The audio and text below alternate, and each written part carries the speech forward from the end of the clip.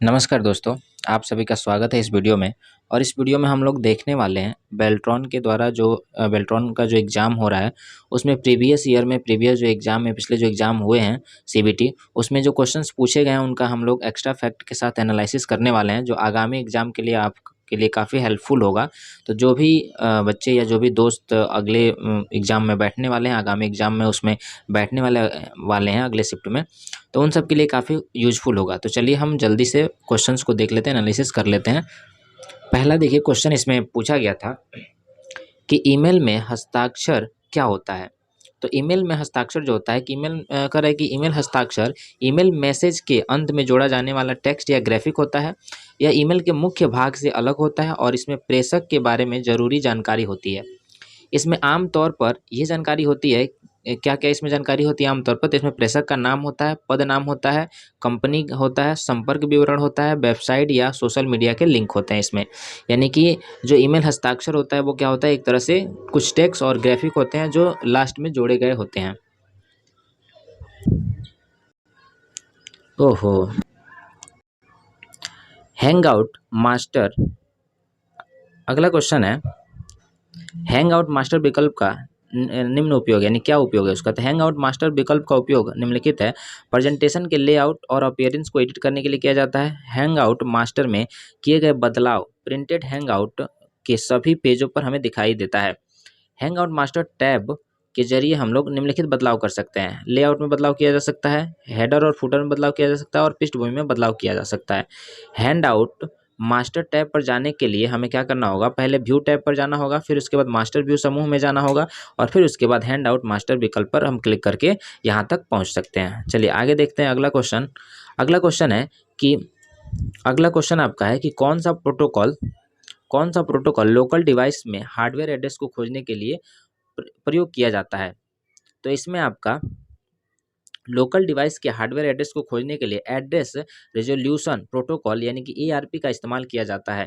यह एक संचार प्रोटोकॉल है। इसका क्या काम है? तो इसका निम्नलिखित काम है। देखिए, यह किसी ज्ञात आईपी पते से हार्डवेयर का पता खोजता है। लोकल एरिया नेटवर्क पर इंटरनेट एड्रेस को यूनिक हार्डवेयर एड्रेस में बदलता है। स्थानीय नेटवर्क पर आईपी एड्रेस को भौतिक एड्रेस पर मैप करता है। एआरपी एक तरह से स्थानीय संचार के लिए ज़रूरी है। यह उपकरणों को सही भौतिक एड्रेस पर डेटा भेजने में मदद करता है। जब कोई डिवाइस किसी दूसरे डिवाइस से बात करना चाहता है, तो वह लक्ष्य डिवाइस के आईपी एड्रेस से जुड़ा भौतिक एड्रेस खोजने के लिए एआरपी का इस्तेमाल करता है। चलिए आगे देखते हैं। अगला क्वेश्चन पूछा गया था कि एमएस एक्सेल में निम्नलिखित में से कौन एक मान्य निरपेक्ष सेल का पता नहीं है? यानी कि कौन मान्य निरपेक्ष सेल का पता नहीं होता है? एमएस एक्सेल में A-10 एक मान्य निरपेक्ष सेल का पता नहीं है। यानी कि इसमें क्या होता है कि एक्सेल सेल के स्थान को इंगित करने के लिए हम कभी भी क्या करते हैं? हाइफन का प्रयोग नहीं करते हैं। रॉ संख्या हमेशा कॉलम अक्षर के बाद आनी चाहिए। यानी कि जो संख्या होगी वह बाद आएगी, पहले हमें क्या लिखना होगा? पहले हमें अक्षर लिखना होगा। एमएस एक्सेल में एक मान्य निरपेक्ष सेल का पता लगाने के लिए रो और कॉलम के नाम के शुरुआत में हमें क्या जोड़ना होता है? तो डॉलर जोड़ना होता है। जैसे कि उदाहरण के लिए अगर हम A1 का निरपेक्ष सेल रेफरेंस अगर निकालें तो क्या निकलेगा? डॉलर फिर A फिर उसके बाद $1 लिखेंगे। चलिए आगे देखते हैं। अगला क्वेश्चन है कि एमएस एक्सेल में डिफ़ॉल्ट रूप में टेक्स्ट सेट कैसे संरक्षित या अलाइन होते हैं? तो माइक्रोसॉफ्ट एक्सेल में डिफ़ॉल्ट रूप से टेक्सेस को सेल के लेफ्ट बॉर्डर पर अलाइन किया जाता है। आप देखते हैं कि टेक्सेस जो होते हैं वो लेफ्ट साइड में एकदम सीधा-सीधा लिखे जाते हैं, मतलब वहाँ से अलाइन रहते हैं यानी कि इक्वल रहते हैं, जबकि इस साइड में इक्वल नहीं रहते हैं, राइट साइड में। संख्याओं को सेल के राइट साइड की ओर अलाइन किया जाता है। ज़रूरत के मुताबिक एक्सेल वर्कशीट में के सेल के क्षैतिज यानी कि सेल का जो क्षैतिज होता है अलाइन में बदला जाता है। अलाइनमेंट को जल्दी से बदलने के लिए हम फॉर्मेट डायलॉग बॉक्स का या फिर कीबोर्ड शॉर्टकट का उपयोग किया जा सकता है। सेल में डाटा को 2 तरीकों से और 3 सब अलाइनमेंट में रखा जा सकता है।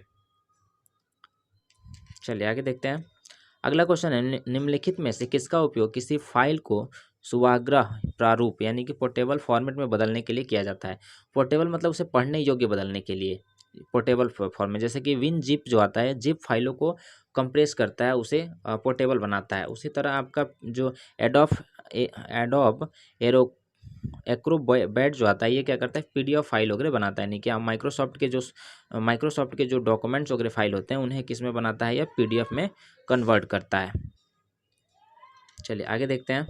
अगला क्वेश्चन है, इंटरनेट एक्सप्लोरर में किसी वेब पेज को रिफ्रेश करने के लिए निम्नलिखित में से कौन सा विंडो आइकन पर क्लिक करना होगा। यानी कि जब हम जो पेज है उसे अगर हमें रिफ्रेश करना है तो किस हमें आइकन पर क्लिक करना होगा। देखिए इसको हम आपका की से भी कर सकते हैं, यानी कि जो कीबोर्ड का की है या फिर जो लैपटॉप का की है उससे भी हम कर सकते हैं। करें कि इंटरनेट एक्सप्लोरर में किसी वेब पेज को रिफ्रेश करने के लिए हम Ctrl+R दबा सकते हैं या फिर फंक्शन की F5 का भी प्रयोग कर सकते हैं। और ज़्यादातर इसमें ब्राउज़र में क्या होता है कि ब्राउज़र जो होता है उसमें एक आइकन दिया रहता है, ऊपर ऐसे ऐसे करके तीर बनाया गया रहता है, तो उस पर अगर हम क्लिक करते हैं तो क्या हो जाएगा, वो रिफ्रेश हो जाएगा। इंटरनेट एक्सप्लोरर के बारे में हम कुछ बातें देख लेते हैं। करें कि इंटरनेट एक्सप्लोरर माइक्रोसॉफ्ट द्वारा बनाया गया यह एक ग्राफिकल वेब ब्राउज़र है। यह विंडो ऑपरेटिंग सिस्टम में शामिल होता है। इंटरनेट एक्सप्लोरर में वेब पेज का नाम टाइटल बार में दिखता है। वेब ब्राउज़र जो होता है वर्तमान यूआरएल को दिखाने वाले तत्व को एड्रेस बार कहते हैं। वेब ब्राउज़र में जो आपका यहाँ पे ऊपर दिखता है उसे हम क्या कहते हैं, एड्रेस बार कहते हैं। इस लोकेशन बार या यूआरएल बार भी कहा जाता है। इसे लोकेशन बार या फिर हम क्या करते हैं, यूआरएल बार भी कहते हैं। जो यहाँ पे सर्च होता है ऐसे करके, ऐसे सर्च होता है और यहाँ पे कुछ लिखा हुआ रहता है, उसे हम क्या कहते हैं, यूआरएल बार कहते हैं। अगर हम कुछ वेब ब्राउज़र देखें आमतौर पे तो गूगल क्रोम है, सफारी है, मोजिला है और फायरफॉक्स है, मोजिला फायरफॉक्स है। चलिए आगे देखते हैं अगला क्वेश्चन। अगला क्वेश्चन है कि आपको एक मौजूदा वर्ड डॉक्यूमेंट को किसी अन्य नाम से सेव करने की आवश्यकता है। आप निम्नलिखित में से किस विकल्प का उपयोग करेंगे। यानी कि पहले से वो फाइल सेव है, उसको दूसरे नाम से सेव करना है। तो किसी वर्ड डॉक्यूमेंट को किसी दूसरे नाम से सेव करने के लिए हमें किस ऑप्शन का प्रयोग करना होता है, तो सेव एज का प्रयोग करना होता है। और इसके लिए कुछ स्टेप हमें फॉलो करना होता है। तो पहले तो हमें रिबिन में मौजूद फाइल टैब पे जाना होता है, जो साइड में यहाँ पे फाइल टैब होता है उसमें जाना होता है। उसके बाद मेन्यू से हमें सेव एज का ऑप्शन चुनना होता है। फाइल को सेव करने के लिए उपलब्ध विकल्पों में से कोई एक जगह चुनना होता है कि कहाँ पे हमें सेव करना है। फाइल नाम बॉक्स में फाइल नाम हमें डालना होता है। फिर फाइल प्रकार चुनने के लिए ड्रॉप डाउन सूची का इस्तेमाल करना होता है। नीचे दिया गया होता है कि फाइल का प्रकार क्या होगा, पीडीएफ होगा, डॉक्स होगा या कौन सा फाइल होगा। फाइल को चुनी हुई जगह पर सेव करने के लिए सेव का बटन फिर से क्लिक कर दिया जाता है, तो वो फाइल उस जगह पे सेव हो जाती है। कह रहा है कि फाइल को सेव करने के लिए आप या तो शॉर्टकट का भी इस्तेमाल कर सकते हैं, यानी कि विंडोज़ फाइल अगर हमें सेव करना है तो हम Ctrl+S का इस्तेमाल कर सकते हैं। फाइल को वर्तमान फाइल नाम और जगह के साथ तुरंत सेव करना है यदि हमें, तो विंडो पे हम क्या कर सकते हैं, Ctrl+Shift+S का इस्तेमाल कर सकते हैं। चलिए आगे देखते हैं अगला क्वेश्चन।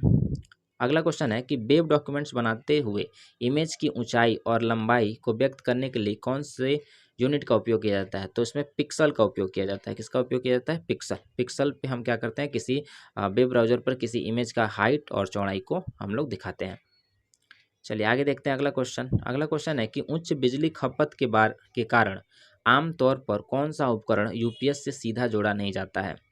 तो उच्च बिजली खपत के कारण आमतौर पर कुछ संवेदनशील आपके उपकरण होते हैं, जैसे कि उच्च बिजली खपत के कारण हम क्या करते हैं, कंप्यूटर, सर्वर और चिकित्सक उपकरण जैसे संवेदनशील जो इलेक्ट्रॉनिक उपकरण होते हैं उन्हें यूपीएस से जोड़ देते हैं, ताकि अगर लाइट अचानक कट जाए, बिजली अगर कट जाए तो उनको नुकसान ना हो। करें कि यूपीएस यानी कि इसका यूपीएस का फुल फॉर्म भी आप ध्यान रख लीजिए। यूपीएस का फुल फॉर्म क्या होता है, अनइंटरप्टिबल पावर सप्लाई। एक ऐसा उपकरण है जो बिजली कटौती के दौरान इन उपकरणों को कुछ समय के लिए बिजली देता है। इससे इन उपकरणों को नुकसान से बचाया जा सकता है, यानी कि उन्हें ऑफ होने में समय मिल जाता है उनको ऑफ होने के लिए। यूपीएस के बारे में हम कुछ बातें देख लेते हैं। तो यूपीएस बैटरी, सुपर कैपेसिटर या फिर फ्लाई व्हील में संग्रहित ऊर्जा से काम करता है। यूपीएस इनपुट पावर रुकावटों से लगभग तुरंत सुरक्षा प्रदान करता है। यूपीएस पावर सर्च से भी सुरक्षा करता है। यूपीएस इकाइयों के आकार होते हैं। एकल कंप्यूटर के लिए डिजाइन की गई यूपीएस इकाइयों का आकार लगभग 200 वोल्ट एम्पियर होता है। वहीं पूरे अगर डेटा सेंटर या इमारत को बिजली देने वाली यूपीएस इकाइयों के बारे में बात करेंगे तो इसका आकार क्या होता है, बड़ा होता है। चलिए आगे देखते हैं अगला। कंप्लीट यूआरएल का पहला भाग क्या है, वेब रिसोर्सेज को एक्सेस करने के काम आता है। तो जो कंप्लीट यूआरएल होता है उसका जो पहला भाग होता है वह क्या होता है, स्कीम होता है। पहला भाग क्या होता है, स्कीम, जो क्या करता है, प्रोटोकॉल को बताता है, जो उस प्रोटोकॉल को बताता है जिसका इस्तेमाल ब्राउज़र को संसाधन का अनुरोध करने के लिए करना चाहिए। प्रोटोकॉल कंप्यूटर नेटवर्क के आसपास डेटा का आदान प्रदान करने के लिए निर्धारित विधि है। आमतौर पर हम जब वेबसाइट देखते हैं उसमें प्रोटोकॉल क्या लगा होता है, तो HTTPS या फिर HTTP लगा होता है। तो इसमें जो पी जो यहाँ पे दिया गया और यहाँ पी नहीं है, तो इसे ये अनसिक्योर है और ये सिक्योर है, यानी कि एस से क्या होता है, सिक्योरिटी होती है, मतलब जो कि बताता है कि कोई वेबसाइट सिक्योर है या नहीं है। यूआरएल जो होता है उसका फुल फॉर्म होता है यूनिफॉर्म रिसोर्स लोकेटर। याद रख लीजिएगा, इसका फुल फॉर्म भी पूछा जा रहा है, तो क्या हो जाएगा, यूनिफॉर्म रिसोर्स लोकेटर। ये क्या है, अद्वितीय पहचान करता है जिसका इस्तेमाल इंटरनेट पर किसी संसाधन का पता लगाने के लिए किया जाता है, यानी कि किसी वेबसाइट को अगर खोलना है तो हमें उसका यूआरएल पता होना चाहिए। यूआरएल के 3 भाग होते हैं, एक होता है प्रोटोकॉल आइडेंटिफायर, एक होता है डोमेन नेम जो कि वेबसाइट बनाते वक्त हम डोमेन नेम खरीदते हैं, दूसरा होता है डॉक्यूमेंट का पथ और नाम, यानी कि उसका पथ होता है कि वो साइट्स वो जो फाइल्स वगैरह हैं वो कहाँ है, उसका पथ उसमें होता है, यानी कि वे होता है, रास्ता होता है। अगला क्वेश्चन है कि एमएस वर्ड में कैलकुलेशन यूजिंग फार्मूला का प्रयोग करने के लिए संभव विकल्प क्या है। तो देखिए, जो संभव विकल्प है वो है आपका टेबल टूल्स, लेआउट टैब पर जाने के लिए, उसके बाद डेटा समूह, और उसके बाद हम फार्मूला पर जाकर क्लिक करेंगे तो हम कहाँ जा पहुँच जाएंगे, और जो कैलकुलेटिंग यूजिंग फार्मूला है वहाँ हम पहुँच जाएंगे उस टैब पर, और हम फार्मूला वहाँ बना सकते हैं। फार्मूला बनाने के लिए हमें क्या करना होता है, फार्मूला डायलॉग बॉक्स का उपयोग करना होता है, जिससे हम क्या करते हैं, फार्मूला बनाते हैं। चलिए देखते हैं अगला क्वेश्चन। ओसीआर द्वारा किसी इमेज को स्कैन करने पर कैरेक्टर का निम्नलिखित में से कौन सी विशेषताएं पहचानी जाती है। तो देखिए, ऑप्टिकल कैरेक्टर रिकॉग्नाइजेशन, ओसीआर का फुल फॉर्म क्या होता है, ऑप्टिकल कैरेक्टर रिकॉग्नाइजेशन की मदद से हम क्या करते हैं, इमेज को स्कैन करने पर कैरेक्टर की टेक्सेस, इमेज और अक्षर दर अक्षर की तुलना की जा सकती है। जैसे हम क्यूआर कोड स्कैन करते हैं, या फिर कभी कभी हम क्या करते हैं कि आपका कोई इमेज स्कैन करते हैं, या होमवर्क के लिए हम कोई टेक्स्ट स्कैन करते हैं, तो ये सब किसके थ्रू होता है, तो ये सब ओसीआर के थ्रू होता है। ओसीआर जो सॉफ्टवेयर है वह इस पे काम करता है। तो कह रहा है कि अपने आंतरिक ओसीआर जो सॉफ्टवेयर होता है वो अपने आंतरिक डेटाबेस में मौजूद टेक्स्ट इमेज पैटर्न से मिलान करके टेक्स्ट को पहचानता है।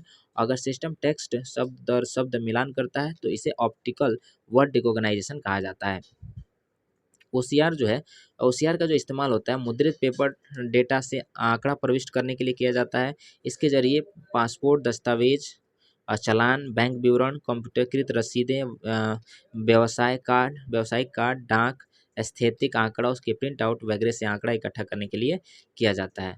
तो आज के लिए इतना ही क्वेश्चन था, बाकी अगले वीडियो में आपको और भी क्वेश्चंस मिलेंगे जो यहाँ पे बने हुए हैं, और इसके आपको जो कि आने वाले एग्जाम में आपके लिए काफ़ी ज़रूरी होगा, क्योंकि यह प्रीवियस जो एग्जाम्स हुए हैं उन्हीं के एक्स्ट्रा फैक्ट्स के क्वेश्चन बनाए गए हैं। तो चलिए फिर हम मिलते हैं अगले वीडियो में, तब तक के लिए धन्यवाद। यदि चैनल पर नए हैं तो चैनल को सब्सक्राइब कर दीजिए और बेल आइकन प्रेस कर दीजिए, साथ ही वीडियो को शेयर कर दीजिए।